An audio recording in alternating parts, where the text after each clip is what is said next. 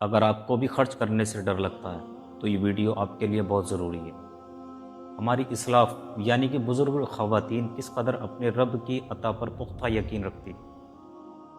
کہ جو کچھ بھی پاس ہوتا سب اس کی راہ میں دے دیتی۔ دیکھا جائے تو تاریخ ایسے واقعات سے بھری پڑی ہے کہ صحابیات، طیبات اور دیگر صالحات نے کبھی بھی اپنے مال کو جمع کر کے نہ رکھا، بلکہ جب بھی جہاں بھی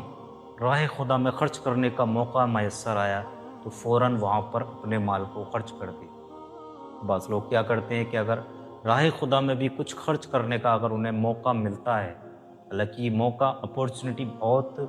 امپورٹنٹ ہوتی ہے ایک شخص کے لیے اگر اس کو یہ مل رہی ہے، لیکن اس پر بھی انسان ٹائم لگا دیتا سوچ وچار کرنے میں۔ لیکن افسوس ایک ہم ہیں اپنی اور اپنے بچوں کی دنیاوی زندگی کو بہتر کرنے کے لیے بہت کچھ جمع کرتے رہے ہیں،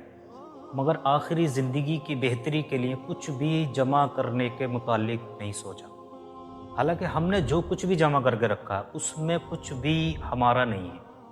ہمارا صرف وہی ہے جو ہم نے استعمال کر لیا اپنی زندگی میں یا پھر راہ خدا میں خرچ کر دی، صرف وہی ہمارا۔ جیسا کہ فرمان مصطفیٰ صلی اللہ تعالیٰ علیہ وآلہ وسلم نے فرمایا ہے کہ انسان کہتا ہے میرا مال میرا مال، حالانکہ اے ابن آدم تمہارا مال وہی ہے جو تم نے کھا کر فنا کر دیا، پہن کر پوشیدہ کر دیا یا پھر صدقہ کر کے آگے بھیج دیا۔ اللہ کی دی ہوئی زندگی میں اگر آپ کو اس کی راہ میں خرچ کرنے کا اگر موقع ملتا ہے تو اس پر سوچ وچار کرنے کی ذرا سی بھی کوتاہی بالکل نہیں کریں، کیونکہ آج آپ جو اس کی راہ میں خرچ کریں گے